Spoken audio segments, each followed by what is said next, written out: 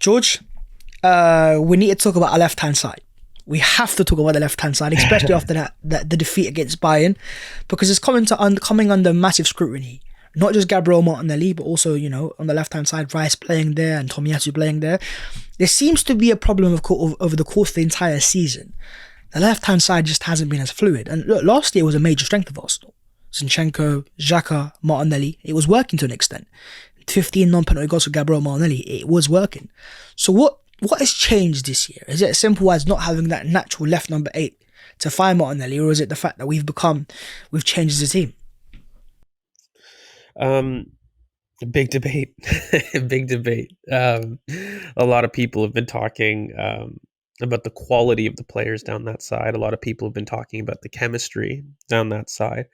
And as always, not to be a cop-out, it's a little bit of both. There's definitely a little bit of individual responsibility that I think the players down that side need to take in general. They're not as ball dominant down that side. That's completely clear. And that can be by design as well, because I think too much of the same thing makes you predictable to play against. But if I'm really trying to diagnose the problem, uh, I think when I look towards last season and I look towards some of the changes this season, and I look at the Aston Villa touch map, I think it paints a very different story that we wouldn't have seen last season very many times. But that touch map, by the way, it wasn't a freak accident with Villa. I've seen that touch map a lot. I've seen it actually as an average touch map for Arsenal quite a bit. And it points to the whole Martinelli debate and the function of the left-hand side. And so, I think last season there are multiple different ways that we would promote Martinelli to come inside. I think Gabriel Jesus would overlap from the striker position down that side brilliantly. You think of the Leicester goal, that brilliant solo effort. There were many times that we saw Gabriel Jesus hang out on the touchline and offer a way to combine with Martinelli. I look at Kai Havertz. Naturally, even whilst playing 8, he doesn't go to the touchline. He doesn't prefer it. And I understand, because he's more left-footed dominant. I don't think he opens up well on the outside on the left. He's somebody that if he does operate even in the left 8, he underlaps straight towards goal. And I get it. That's what you prefer. But you're not getting that overlap, at least from the striker position. And if he does, he loves to overlap on the right because he opens up to his strong foot, right? So we have seen Kai Havertz float towards Bukayo Saka's side.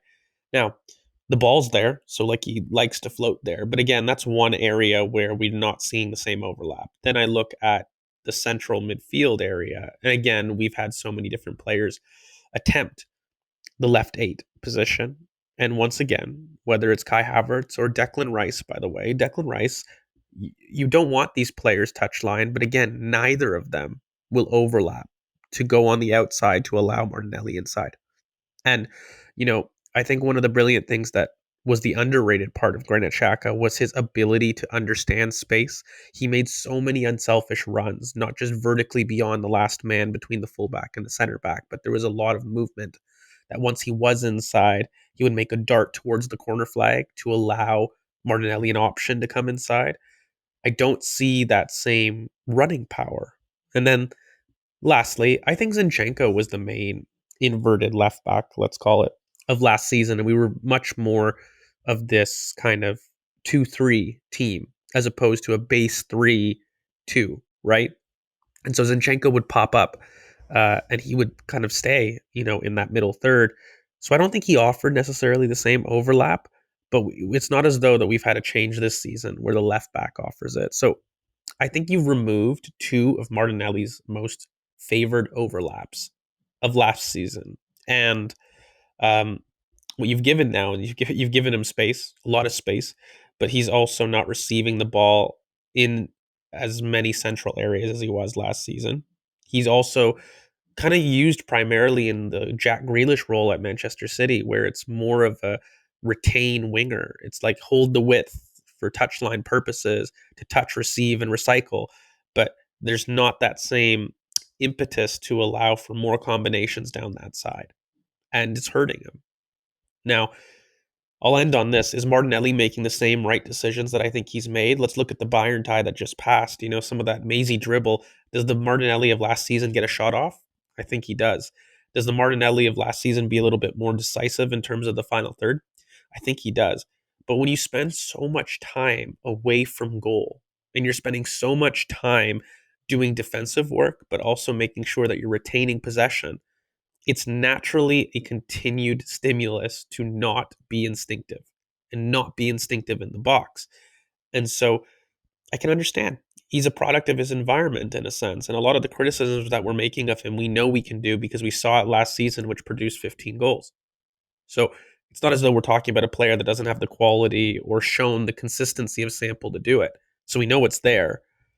But I think the bigger question, and I definitely want to ask you, is what do you put it down to? Is it more individual quality or is it structure? Because the trouble I have with the individual quality point mate is whoever gets put in the left wing is devoid of involvement with the team. It's not just a Martinelli issue. When Trossard plays there, we don't see the combinations as much. Maybe there's points when his form's higher and we see it, but generally the left winger is somebody that's isolated.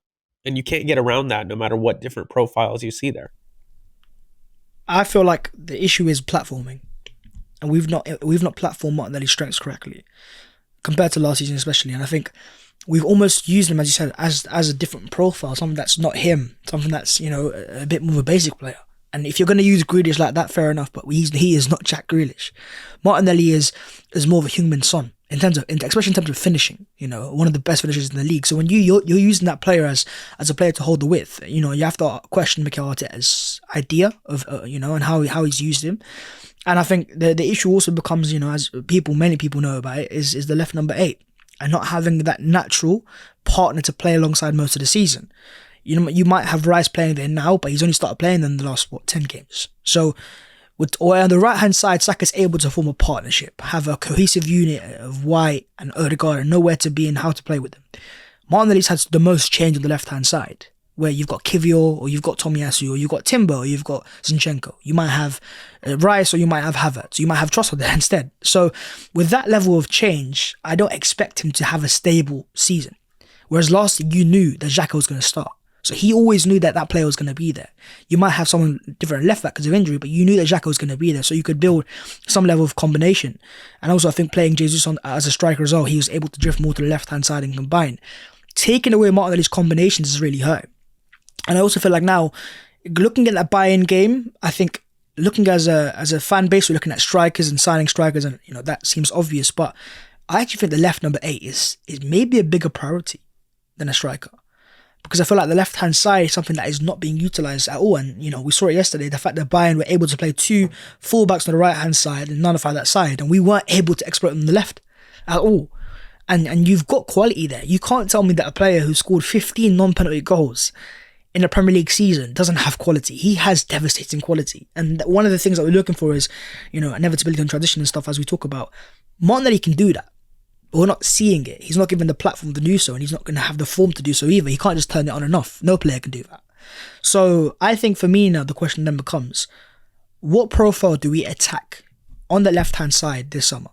Is it going to be actually a new left winger? Because it's not out of bounds, by the way.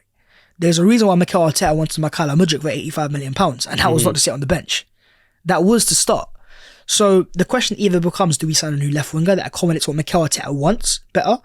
Or do we go and sign a left number 8 that can accommodate Martinelli better and maximise a profile that if he's in form, he's going to bag you goals, and he's arguably Arsenal's best finisher?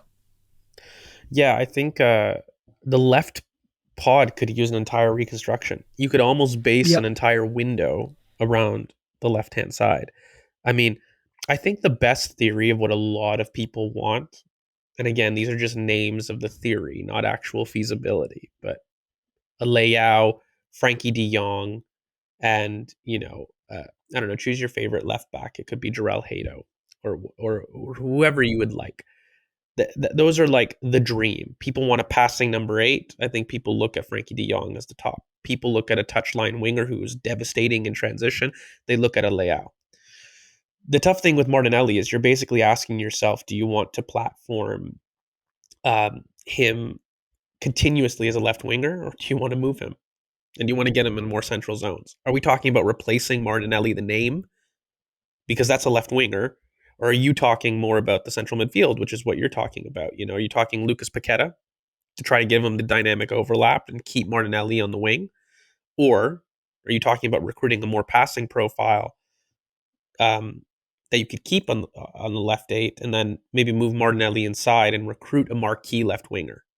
You know, it doesn't have to be Mudryk, but you know, your Leaos, your big names. Are you looking for that type of player to move Martinelli elsewhere on the pitch? Mate, I don't have the answer because I think that it's so flexible, and you know, there's very rare times that I don't be very concrete, but I think it's really a time that we have an ability right now to really design whatever we want. For example, let me ask you: there's been links to Bayern looking at Theo Hernandez at AC Milan as a left back to replace Davies. Could that be something that Arsenal do? That's a different type of left back, mate. That's an overlapping left back. We play differently in that way. Is that something that fans would be open to? I mean, it's a world class option. It's brilliant. I don't think there's many people denying Theo Hernandez, but Theo Hernandez is not Zinchenko. It's very, very different, and they're both very good at what they do, right? So it's a what would you do actually? I would answer that phone call. I think, look, it's one of those where left back is very unique because we've got a player who's soon to return, and he played that early in the season. So you have to ask yourself the question of what's Jurrien Timber's role going to be?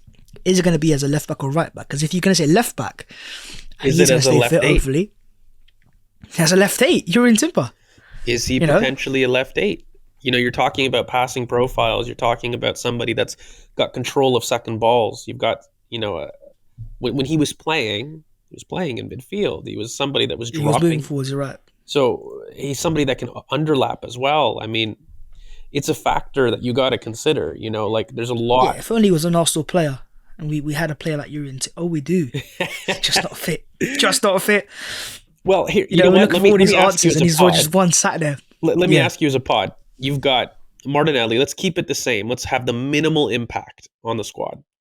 Minimal buys. You buy Theo Hernandez, you keep Martinelli left wing, and you've got Jurrien Timber at left 8. How do you feel about that pod and that collection of individuals? There's a little bit of Look, balance. it's unique. It's unique because playing Timber in midfield is not something fans have quite anticipated so far. And maybe it might catch us by surprise when we see it. Because you're right, when you see him pre-season, you know, his first game when he came on, he was playing, driving forward straight away. So, yeah, I think even Mikel talks about the fact that he sees potential going further forwards as well. So that would be a surprise. You know, we're talking about signing maybe the other Timber. What's the other Timber's name? Quinton. You got Quinton Timber, who's more of an 8. Maybe Jurrien could do similar as well. So it's what it is. It will be surprising for sure. But I feel like what we're actually going to see is less a left back signing, and we're going to see more of a midfield or a wide forward signing. And I think a wide forward's intriguing because, you know, we're going to have potentially £100 million to spend on a marquee forward signing this summer. It might be a striker like Osimhen or someone like that, or it might be a wide forward. If it is a wide forward, what that allows you to do actually is potentially move Martinelli centrally going into the future and have that as an option, because right now he's not that as much of an option.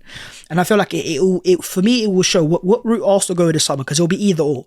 It won't be both. It won't be a wide forward and a striker. It depends on Martinelli. Well, tell me what Mikel Arteta. Yeah, it depends on what Mikel Arteta sees as Martinelli. If he feels like his future can be more centrally, and we talk about, you know, you compare Melo to Luis Suarez actually, that type of profile, that, you know, South American forward that can really make things happen. If that's what Mikel Arteta sees, we'll see our signings say that in the summer. If you go for a Leao profile, there's a reason behind that. Because you know you can do that. And look, the fact that he's gone for Mudryk in the past as well says that he may see that. I don't think Mikel Arteta's trying to replace Martinelli. But then again, he's a ruthless manager at times. And it's weird because it's at times, because sometimes he's not ruthless. But, you know, the way he replaced Kieran Tierney and Ramsdale's another one as well. He replaces certain players very ruthlessly, but obviously doesn't. So I think this summer's going to be very intriguing. I feel like my main focus is on that left number 8. I want to know who Mikel Arteta goes and targets, because we've heard names so far, but, you know, the likes of Amadou Onana isn't a player that stands out as a left 8 to maximise Martinelli. You know what I'll end with? I want chemistry. No matter what the pod, again, I don't care where we go. Compliments. But yeah, I need to have a balance of runners and passers down that side. That's why it works so well on the right. You know, you can have 2 players that like ball to feet options, because we have it in Odegaard and Saka, but guess who provides the complement down that side? Ben White.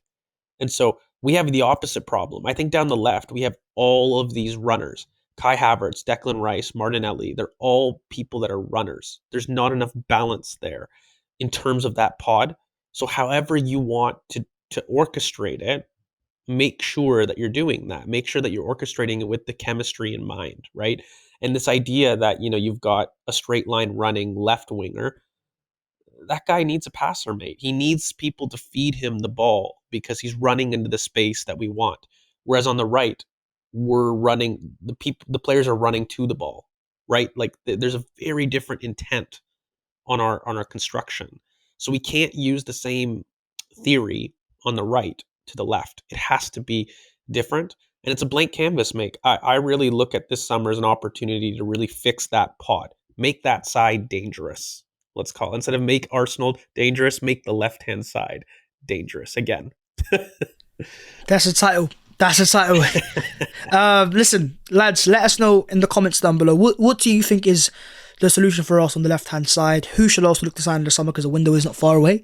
For now, 6 games left, and we've got a massive game against Wolves this weekend. We've also talked about a Bayern game and the Wolves game in depth, available for our Patreons and YouTube members, as Alex would say. So you guys can check it out, and we will see you guys very soon. Take care. Peace.